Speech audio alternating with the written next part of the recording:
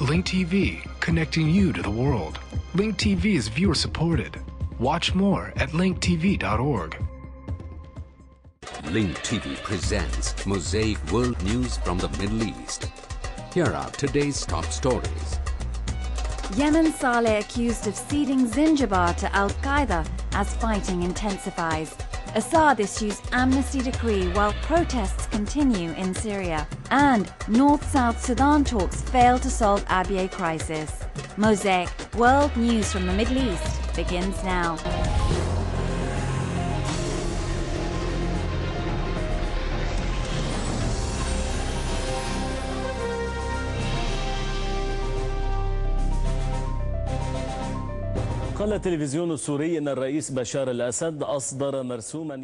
Syrian state television said President Bashar al-Assad issued a decree granting general amnesty that includes all crimes committed before May 31st.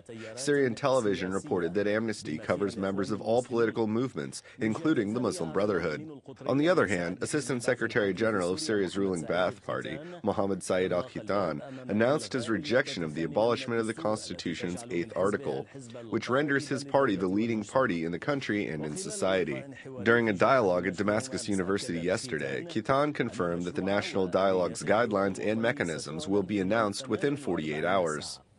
It is worth mentioning that a dialogue committee was formed at the highest level and will include all political, social, economic, and other groups. The dialogue will be held under the theme of One Nation. Khitan also announced that amnesty will be issued soon, but did not reveal any details.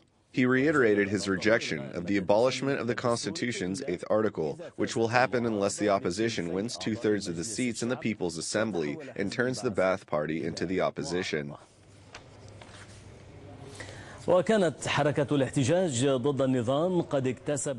The anti-regime protest movement has gained momentum since it erupted nearly 2.5 months ago, especially in regions near central Syria's Homs. Human rights observers report that the Syrian army continues to besiege a number of these regions to prevent residents from taking part in protests. A conference held by the Syrian opposition will be launched on Wednesday in the Turkish city of Antalya to support what has been called the Syrian revolution at home and secure its continuation.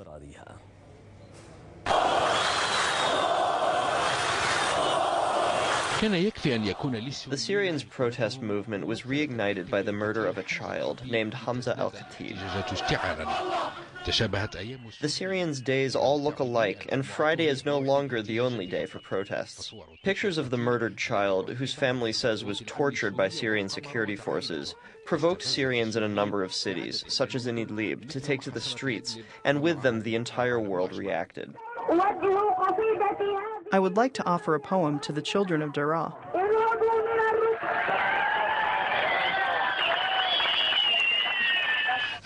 As for the demonstrations in central Syria's Homs, which includes numerous cities and villages, they were met with harsh security measures. The region of Homs was surrounded by the Syrian army, then shelled by tanks, according to rights organizations, as the demolition of houses and the spread of snipers on rooftops continued. This is seen as an attempt to impose a full siege that prevents the citizens of Talbisa, Rastan, and Dir Muala, located between Homs and Hama, from attending demonstrations.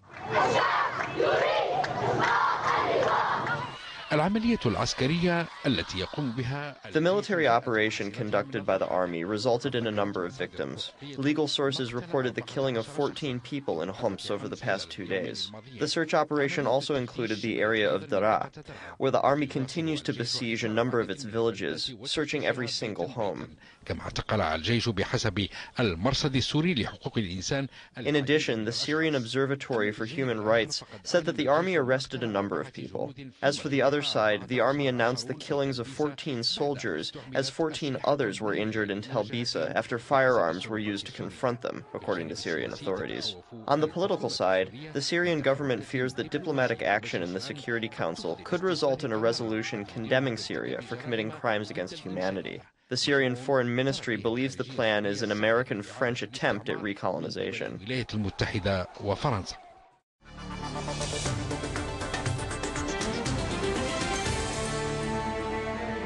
Italy pledged to provide 100 million euros worth of aid to the Libyan opposition. Italian Foreign Minister Franco Frattini, who opened the Italian consulate in Benghazi today, said that the aid will be in the form of fuel and money. One day after his meeting with Colonel Gaddafi in Tripoli, South African President Jacob Zuma said that the Libyan leader called for ending the NATO airstrikes and agreed to a ceasefire in addition to opening a dialogue with the Libyan opposition, but refused to leave the country. The reception for the South African President Jacob Zuma in Tripoli was not a spontaneous one. Colonel Muammar al-Gaddafi wanted to tell the Libyan opposition through this meeting that it may have NATO on its side, but not the African Union.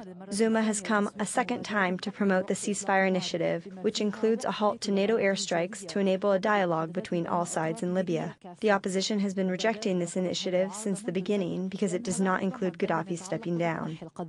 I don't think I don't think there will be any other initiatives. The path drawn by the international community has now changed. It does not speak of political initiatives, but only of steps for Gaddafi's departure. For us, this is a noticeable change. According to Zuma, Gaddafi wanted a truce and accepted the initiative as is. He made the point that he'd let the Libyan people be given a chance to solve their own problems. Therefore, he is ready to implement the items in the African Union's roadmap. Zuma left Libya without reaching an agreement. The AU mediator placed the blame on NATO, believing that the airstrikes hindered the mediation. It seems that the coalition, which is intensifying its strikes, does not see any necessity for the dialogue. From the coalition's perspective, Gaddafi's ruling days are numbered. Is coming to an end. Gaddafi's reign of terror is coming to an end. He's increasingly isolated at home and abroad. Even those closest to him are abandoning him and defecting from him. The battle now is a battle of time. Many believe that NATO will incrementally intensify its operations to weaken Gaddafi. As for Gaddafi, he requested the convening of a meeting at the Security Council to review the implementations of the UN resolutions on Libya. Tripoli denounced what it referred to as NATO's violations of these resolutions. Ola Maki, BBC. Joining us in the studio is Libyan writer and opposition figure Ahmed Rahal. Welcome to this news hour, Mr. Ahmed. In statements and comments on the latest events in Libya, NATO said that Gaddafi's reign is coming to an end. Do you believe so? Certainly. Gaddafi has now reached a phase in which he became, well, even yesterday's attempt was not a real effort. In fact, it was a disappointment from Zuma. We expected him to give advice for an exit, but unfortunately, he just brought forward the same useless African Union initiative that has been ineffectual since the beginning. Now, during these past days, those close to Gaddafi in the so-called foreign ministry are reaching out to parties they've never had contact with. They are now even calling on Libyan Jews who left Libya a long time ago, asking them to take part in the reconciliation. But in truth, this is just an attempt to ruin as many people as possible. Gaddafi is now nearing the end.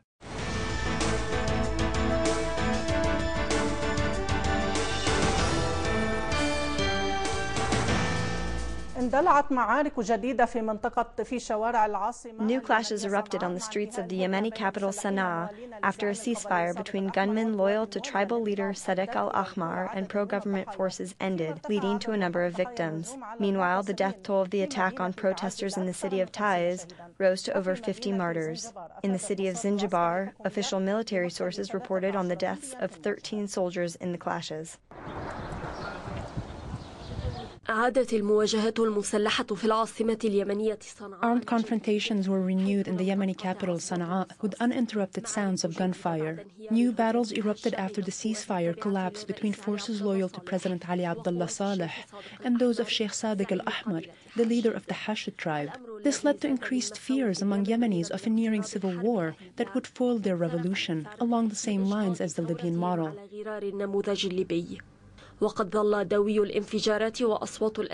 Sounds of explosions and machine guns were heard in the Hasaba neighborhood, which was the scene of fighting that lasted 1 week between Saleh's forces and al-Ahmar's men. Meanwhile, a government source said tribal groups recaptured a government building in Sana'a. Saleh met with military leaders in the capital, announcing he is still with the people, as he said, while massive demonstrations took place in Sana'a to condemn the killing of protesters in Taz and confirm the commitment to demanding Saleh's resignation.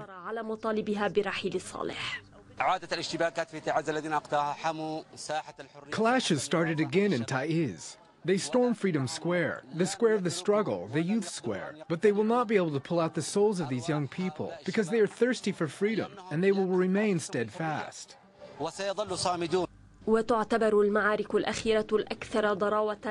The latest battles have been the fiercest since the start of anti-regime demonstrations 4 months ago. Over 100 people were killed last week in fighting between the two sides.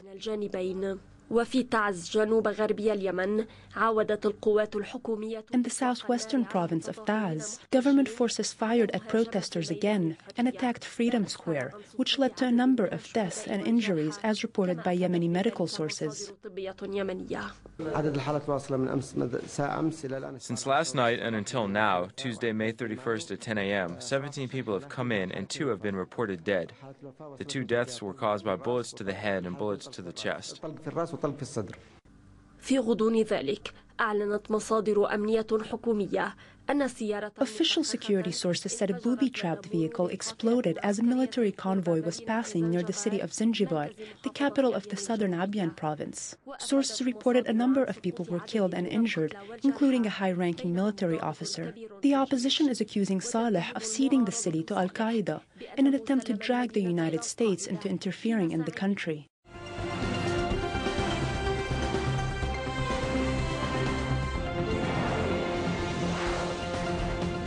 Now in Bahrain, protesters have once again come out to demand an end to the rule of King Hamad bin Isa al Khalifa. Amateur footages show protest rallies were held in several villages. The protesters called for the withdrawal of Saudi troops from their country. Regime forces backed by Saudi troops have killed dozens of people across the country since anti-regime demonstrations began in mid-February. Hundreds of political activists and opposition figures have been detained. International rights groups have criticized Bahrain over its heavy-handed response to the protests. Meanwhile, the British military is training the Saudi National Guards, the royal family's loyal security force who were deployed to Bahrain to crack down on anti-regime protesters. Steve McCall has the story. British troops training in Afghanistan. It was uncovered at the weekend that one of their regiments is training the Saudi Arabian National Guards, the military regiment loyal to the Saudi royal family, who were deployed in Bahrain to dispel anti-government protesters. A newspaper reported that the British military has been training the Saudi Guards since 1964. It runs courses in weapons, fieldcraft and public order, as well as skills like bomb disposal and sniper training. It's to the shame of this country, the country in which we are now, the UK, that we actually support this ghoulish, feudal regime. Which, we claim to be democratic. We're nothing of the sort. All the nasty regimes which commit atrocities, we support them. They take place in Saudi Arabia and in Britain, with courses being run at the prestigious Sandhurst Military Academy, from which both Princes William and Harry have both graduated.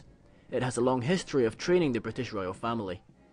This revelation is another blow to the British government, who announced recently that they had concerns over human rights abuses in Bahrain. Prime Minister David Cameron invited the Bahraini Crown Prince to Downing Street to discuss events in the country. The Saudi National Guard are said to be responsible for a number of attacks on anti-government protesters in Bahrain's capital, Manama. Opposition leader Saeed Shahabi believes that support for the Saudi National Guard equates to support for the attacks on Bahraini protesters. You cannot by any means justify the invitation of foreign troops to suppress a peaceful demonstration inside the country. This is sheer evil. This is sheer thuggery and backwardness. And I just wonder how could these politicians go at night to sleep with their, if they ever have any conscience, and whether that conscience really is alive or dead. Western governments have already faced criticism over their assistance in alleged human rights abuses in Bahrain. It was uncovered by the charity Amnesty International that ammunition manufactured in the US and France was used in the attacks by Bahraini forces on protesters occupying Pearl Square on the 17th of February this year. The Ministry of Defence said in a statement that the UK provides world-class defence training and education to many countries, and that by providing training for countries to the same high standards used by UK armed forces, we help to save lives and raise awareness of human rights. But that statement has angered many, who say that the British government can't claim to be raising awareness of human rights while supporting the Saudi forces who are accused of causing many of the abuses that Britain is so worried about. They may find themselves with questions to answer after publicly condemning Bahrain but privately supporting it. Steve McCall, Press TV, London.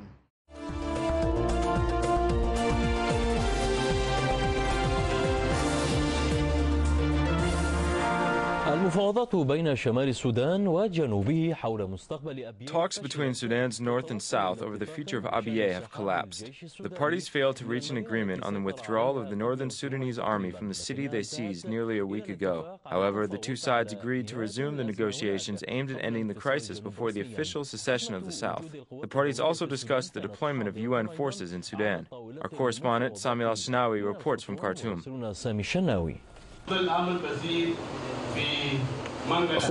The Juba government in southern Sudan has launched new peace efforts in Khartoum as Sudan's two main governing parties held talks in Addis Ababa. The future of Abyei was the focus of discussions between the two sides of the Intifada peace agreement. The Sudan People's Liberation Movement, the SPLM, described the northern troops as an occupying force in the region. In response, the ruling National Congress Party, the NCP, said that the withdrawal of its forces from the region hinges on a new deal, which the SPLM had no choice but to accept. I urged the president and the vice president in the north to withdraw their armed forces from Abyei. The situation in Abyei requires signing a comprehensive agreement. Southern Sudanese Vice President Riek Machar's comments come as the SPLM outlined its vision for settling its dispute with the NCP. The control of Abyei by the Northern Army was a turning point in the talks between the two ruling parties. Khartoum said that Machar's remark on the presence of armed forces in the Blue Nile and the southern Kordofan regions following secession by the south is an internal issue. The SPLM seized the opportunity to renew calls for extending the deployment of UN African Union Mission in Darfur Forces, UNAMID, in Sudan, amid the raging war in Abyei. Khartoum says they don't need UNAMID forces. But we say we need them, especially considering some territories such as Abyei are becoming grounds for conflict. Khartoum has officially informed the UN that its mission is due to expire on July 9, 2011. The UN rejected this, saying such a decision is subject to its assessment.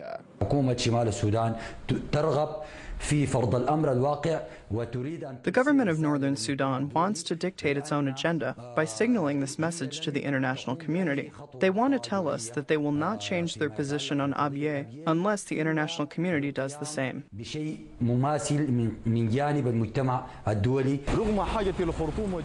Despite the fact that both Khartoum and Juba need to sit down and negotiate, especially amid this critical stage in Sudan's history, many observers believe it will be very hard to find new incentives once the SPLM officially moves to southern Sudan. Sami Al-Shinawi, Dubai TV, Khartoum.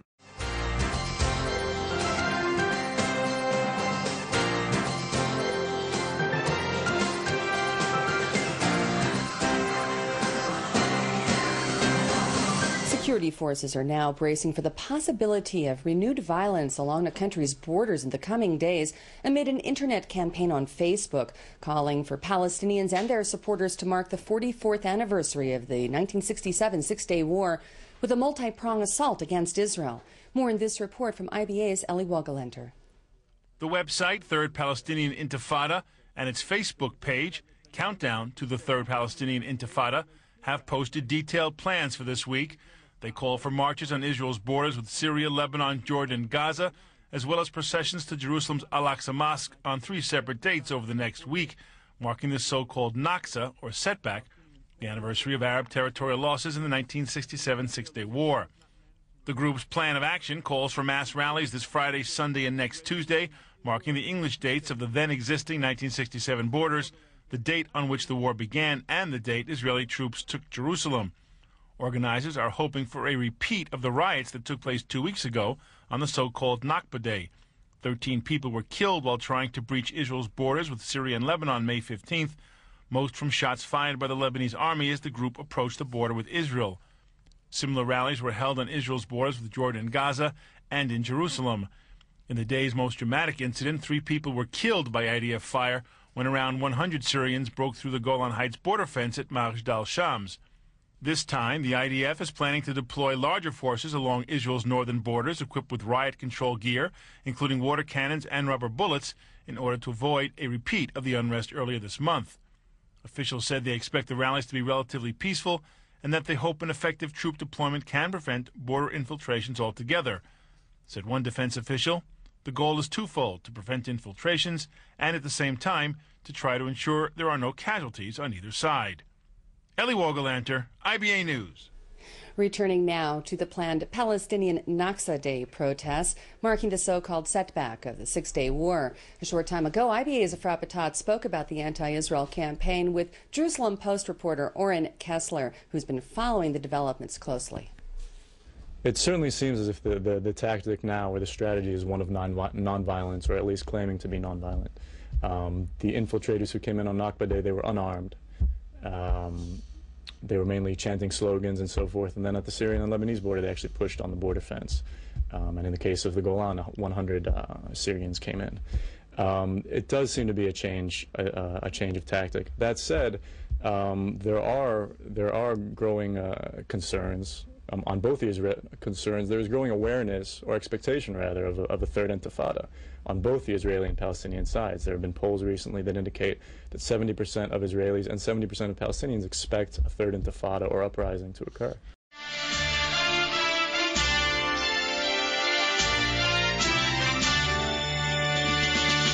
لمزيد من التعليق والتحليل مشاهدينا الكرام معنا في الاستوديو الآن. Joining us in the studio is writer and political analyst Dr. Abdul Karim Al-Alouji. Doctor, protests took place in the city of Nasiriyah in Dikar province. في محافظة ديقار كما شاهدنا قبل قليل. We heard chants against al-Maliki and condemnation of his Dawah party. وبحزبه حزب الدعوة. What is your opinion of the Nasiriyah demonstrations? قطع المالكي المواطنين العراقيين على أنه سيكون في العهد السابق والماضي عهد الرفاهية. Maliki was not able to deliver any of the promises that he made to Iraqi citizens during both of his terms in office. He promised to provide prosperity, comfort, and security. However, all of those years have proven that none of the promises al-Maliki has made on behalf of his office have been delivered. In turn, citizens are now fed up with him because he has not delivered a single one of his promises. The protesters refer to him as Noor the liar, and citizens have started to raise the same slogans and same chants. Doctor, do the events in the city of Nasiriyah indicate that the end of the 100-day deadline will be the spark that ignites the Iraqi revolution?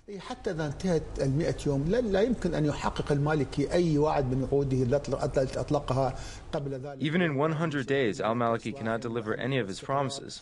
He has said he will be the king of reform, security, and stability, and manage all unresolved issues. He hasn't been able to deal with any of these issues for 5 years. Has he accomplished anything during that period? On the contrary, we found there is an unstable security situation, chaos, theft, and looting. The crime rate rose, explosions increased, robberies increased, and kidnappings increased. The situation has deteriorated so much so that some Iraqi prisoners are being smuggled out of Iraqi jails by these same agencies in Maliki's administration and even his own office. We all know that in Basra prison, groups linked to al-Maliki smuggled out several dangerous prisoners. All this proves that al-Maliki is incapable of meeting the people's aspirations.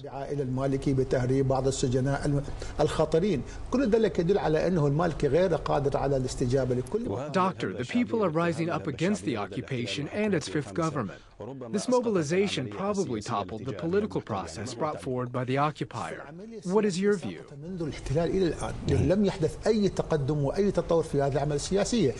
The political process has been collapsed since the occupation began.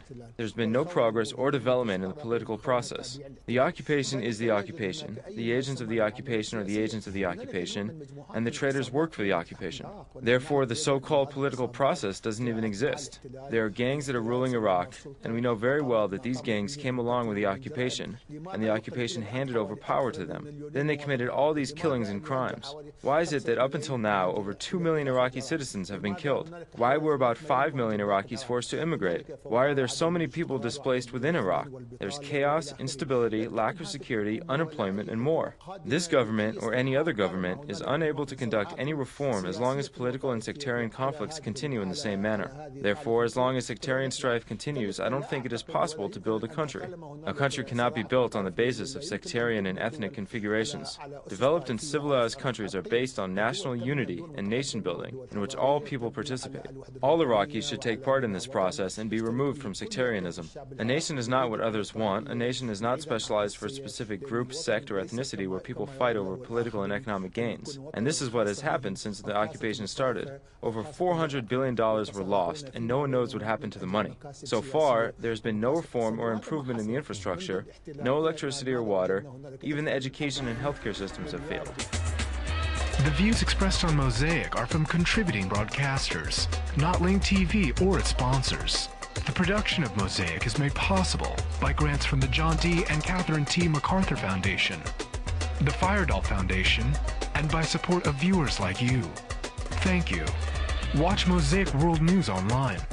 Stay up to date with breaking news, read our blog, get transcripts of past shows, and more at linktv.org/mosaic.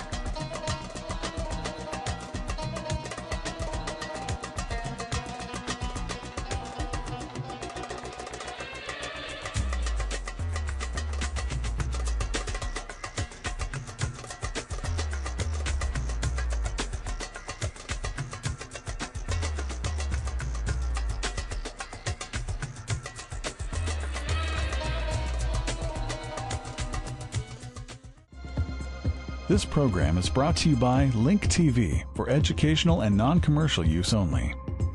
Link TV is the only U.S. network dedicated to global and national news, uncompromising documentaries, and diverse cultural programs.